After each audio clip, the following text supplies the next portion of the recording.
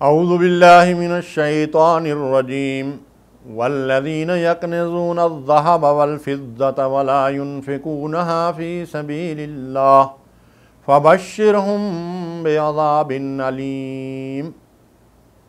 جو لوگ سونے اور چاندی کو جمع کر کے رکھتے ہیں، اسے اللہ کی راہ میں خرچ نہیں کرتے، ان کے لیے دردناک عذاب ہے، عذاب علیم ہے، بلکہ ان کو بشارت دے دو دردناک عذاب کی۔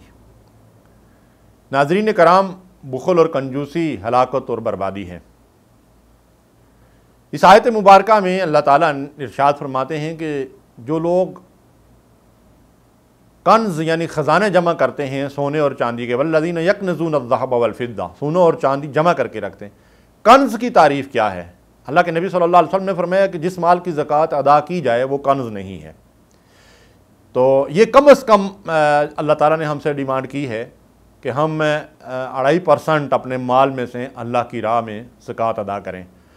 تو جو لوگ زکوٰۃ بھی اپنے مالوں میں سے ادا نہیں کرتے اور سونے اور چاندی اور مال و دولت جمع کر کے رکھتے ہیں، ان کو اللہ تعالیٰ عذاب علیم، دردناک عذاب کی جو ہے وہ بشارت دے رہے ہیں۔ یہ کس قدر شدید وعید ہے۔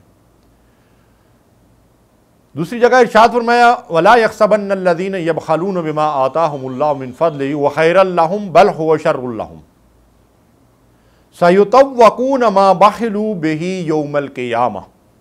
سورہ آل عمران کی آیت نمبر 180 ہے۔ جن لوگوں کو اللہ نے اپنے فضل سے مال دے رکھا ہے اور وہ اس میں بخل اور کنجوسی کرتے ہیں، یہ ان کے حق میں بہتر نہیں ہے، اس کو ان کے حق میں بہتر نہ سمجھا جائے۔ سَيُطَوَّقُونَ مَا بَخِلُوا بِهِ يَوْمَ الْقِيَامَةِ، قیامت کے دن وہ مال ان کے گلے میں توق بنا کر ڈالا جائے گا۔ یعنی لوگ مال کو بچا بچا کر رکھتے ہیں، الَّذِي جَمَعَ مَالًا وَعَدَّدَهُ، تو یہ سمجھتے ہیں کہ ہم بچت کر رہے ہیں۔ وہ بچت نہیں کر رہے ہیں، وہ جہنم کا ایندھن اکٹھا کر رہے ہیں۔ اگر وہ اپنے مالوں میں سے زکوٰۃ بھی ادا نہیں کرتے، صدقہ خیرات نہیں دیتے، تو یہی مال قیامت کے دن ان کے لیے وبال اور عذاب بنے گا۔ اللہ کے نبی صلی اللہ علیہ وسلم نے ارشاد فرمایا، بخاری اور مسلم کی روایت ہے کہ رب کعبہ کی قسم وہ بڑے خسارے میں ہیں۔ ابو ذر رضی اللہ تعالیٰ عنہ نے جب یہ بات سنی تو ان کے رونگٹے کھڑے ہو گئے اور اللہ کے نبی صلی اللہ علیہ وسلم سے پوچھا، یا رسول اللہ صلی اللہ علیہ وسلم، کون لوگ ہیں جو خسارے میں ہیں؟ تو آپ نے ارشاد فرمایا جو بڑے سرمایہ دار ہیں، مالدار لوگ ہیں، امیر لوگ ہیں، وہ خسارے میں ہیں، سوائے ان کے جنہوں نے مال خرچ کیا اپنے دائیں بھی اور بائیں بھی اور آگے بھی اور پیچھے بھی، اور فرمایا ایسے لوگ تو کامی ہوتے ہیں۔ یعنی مال جو اللہ کی راہ میں خرچ کرتے ہیں صاحب مال، وہ اس تباہی اور بربادی اور ہلاکت اور بڑے خسارے سے بچ جائیں گے، باقی سب بڑے خسارے کے اندر مبتلا ہوں گے۔ اور یہ بڑا خسارہ کیا ہے؟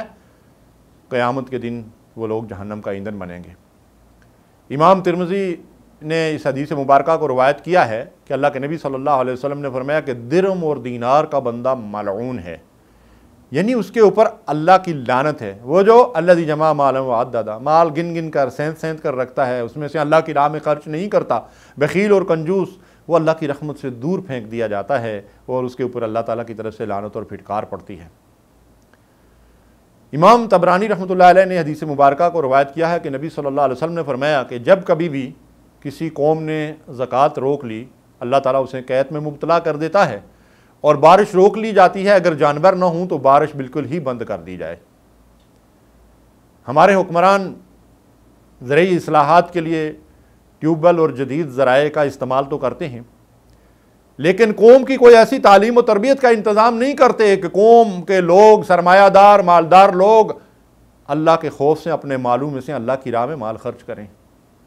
جب تک لوگ اللہ کی راہ میں مال خرچ نہیں کریں گے، جتنے جدید وسائل استعمال کر لیں، ملک کے اندر کوئی معاشی انقلاب نہیں آئے گا، کوئی زرعی انقلاب نہیں آئے گا۔